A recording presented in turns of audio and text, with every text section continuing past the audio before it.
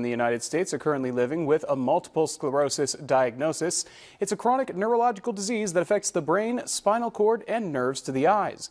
Dr. Tiffany Fernada is a neurologist with OSF Healthcare's Illinois Neurological Institute who specializes in MS treatment. Good morning, Dr. Fernada. Good morning. Now, first of all, can you go through the different types of MS that people can have? Absolutely. So there are three main types. The first is relapsing remitting, and the majority of people are diagnosed with that type. So they can present with a relapse, which is new neurologic symptoms that last for a few weeks and then get better. And then they go for a while with nothing, and then another relapse happens.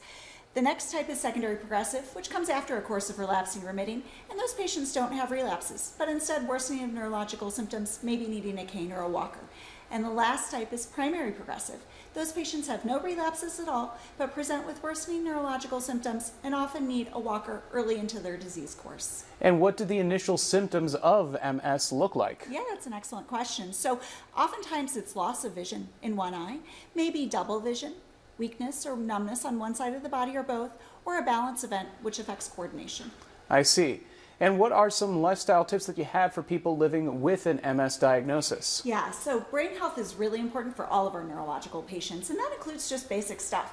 Eating well, especially a Mediterranean-focused diet, drinking a good amount of water, getting good sleep, getting good exercise, and stress reduction. But importantly in MS, vitamin D supplementation and smoking cessation are really important. I see. And what are some ways that you can find out that it's in fact MS and not some other condition that's got you maybe wobbling or feeling unsteady? That's an excellent question. So the first step is to check in with your primary care doctor and discuss those symptoms. They'll do a neurological exam, and they might want to do an MRI scan. MRI is a really crucial part of our diagnostic process. If that's abnormal, they often will refer you to a neurologist, and we can assess and see if that's the right diagnosis. And I understand there's an upcoming event in the area for MS. Tell us more about it. Sure, we're really excited about this. So Friday, October 10th, we're having a full day MS symposium.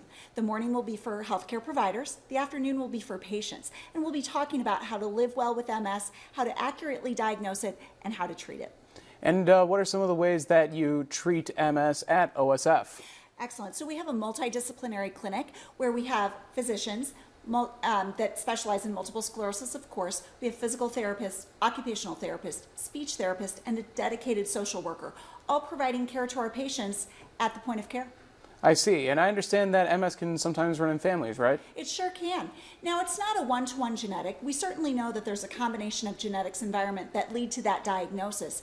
But if there's family history of autoimmune disease, MS is something to think about. I see. And is there anything I have not asked about this morning that you think is important to know?